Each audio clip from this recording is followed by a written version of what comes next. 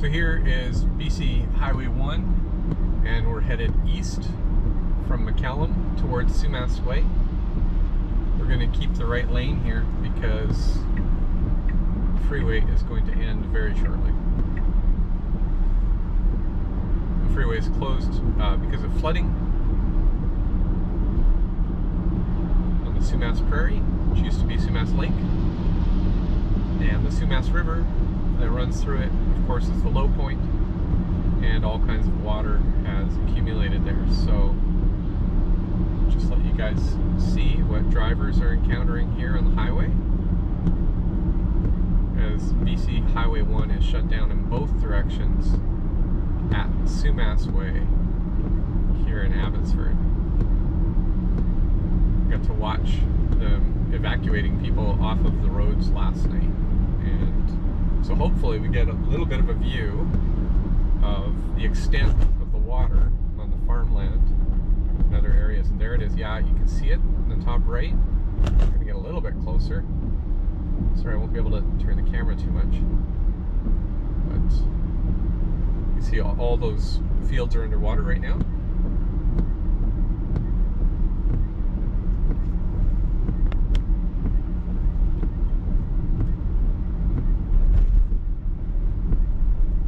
We had a whole bunch of rain. The date today is December the 12th, 2025. Get a little bit of a look as we go around this corner here. And nobody is going east from this entrance.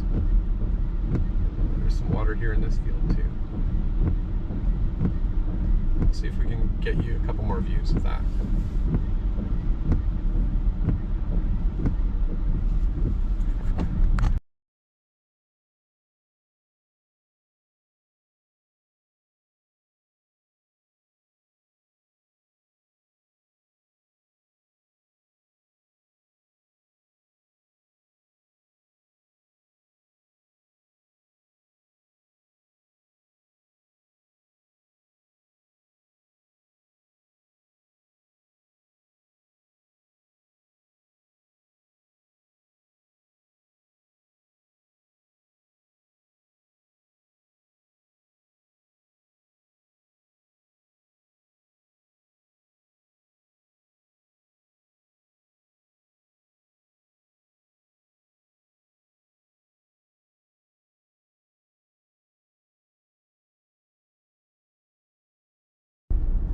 Turn the camera on so you guys can see a little bit of the Sumas Prairie there that's flooded.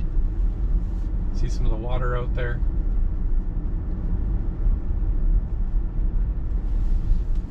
We'll go right and try and get a better view of that for you guys. So we're on McKee Peak near Whatcom Road in Abbotsford, BC, and just found a vantage point I can actually park next to for you guys to see some of the flooding that's taking place out there. You can see the extent of the water. It's concentrated around the Sumas River, which of course is where the water collects. So I'm just going to pop this up for you guys to have a look around.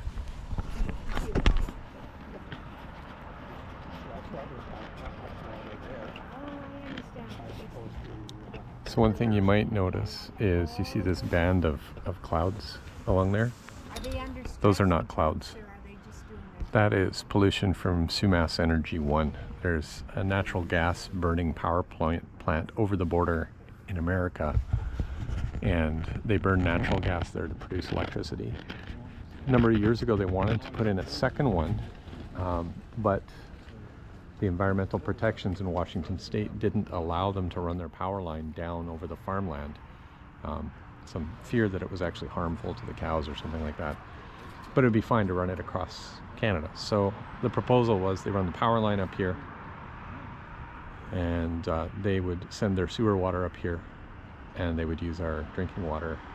Seems like a lose-lose-lose, because of course they'd send their pollution up north. Fortunately, Abbotsford woke up and said no. So we still have Sumas Energy 1, which puts out that low cloud that you see going across the valley there. And the reason I'm mentioning it in this context is industrial pollution on the scale of a generating plant. Absolutely. makes a noticeable contribution to climate change. And climate change results in more frequent flooding and more severe flooding.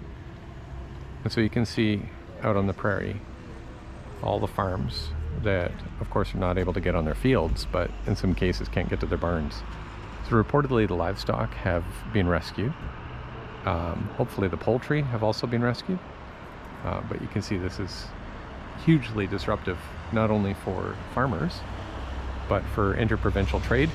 There's no trucks running on the Trans-Canada Highway right now because it's inundated with water in many places. And the Trans-Canada Highway did not receive any kind of significant upgrade from 2021 till now. So it's basically the same infrastructure that got flooded in 2021. It hasn't been raised. There's no new dikes.